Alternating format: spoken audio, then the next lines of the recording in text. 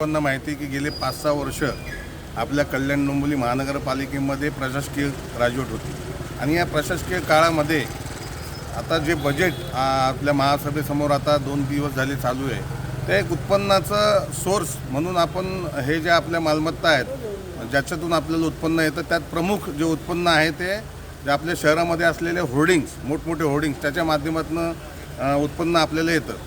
पण आम्ही ज्यावेळेस सभागृहात त्याचा अभ्यास केल्यानंतर असं जाणवलं की सभागृहामध्ये जे उत्पन्न दाखवलं आहे ते अतिशय क्षुल्लक उत्पन्न आहे. एक 5 कोटी होर्डिंगचं उत्पन्न दाखवलं. पण आपल्या सर्वांना माहिती आहे की एक होर्डिंग जर 20/20चं किंवा 20/30चं होर्डिंग आपण जर भाड्याने घेतलं तर वर्षाकाठी त्यांना 8 ते 10 लाख रुपये एका होर्डिंगचे मिळतात. असे 100 होर्डिंग पकडले तर जवळपास 120 कोटी, म्हणजे अधिकृत 100 होर्डिंग पकडले तर 120 कोटी होर्डिंगवाला वर्षाला कमवतो आणि आपल्याला तो 5 कोटी देतो. ही मोठी तफावत आहे. आणि अनधिकृत होर्डिंगचं तर मी बोलतच नाही. ज्यावेळेस आम्ही अशी मागणी केली की या शहरामध्ये अधिकृत होर्डिंग किती, अनधिकृत होर्डिंग किती, तर त्याची सर्वेक्षण करण्यासाठी एक PMC नेमली महानगरपालिकेने आणि त्यांना ते 20 लाख रुपये फीज त्या PMCच्या माध्यमातून होर्डिंग मोजण्यासाठी दिली होती. तर मला असं वाटतं शहरातले होर्डिंग मोजायला 2 दिवस खूप होतात आणि सर्वेक्षणाची गरज नाही.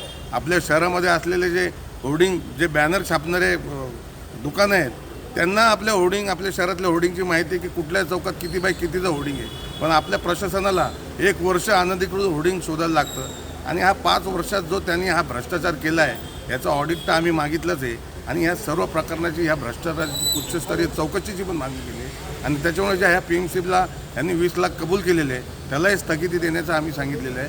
आणि जे होर्डिंग आहेत अनधिकृत, जे महापालिकेला टॅक्स देत नाहीत, महापालिकेला रेंट देत नाही, असे सर्व अनधिकृत होर्डिंग सर्वेक्षण करून लवकरात लवकर ते काढून टाकण्यात यावे.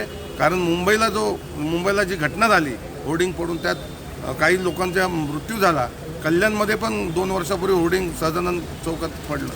दुर्दैवाने कोण त्याच्यात मृत्यू झाला नाही. पण अशा अनधिकृत होर्डिंगमुळे जो धोका निर्माण होतो आणि महापालिकेचं उत्पन्न बुडतं, अशा होर्डिंग काढून टाकण्यात यावे अशी आम्ही मागणी केली.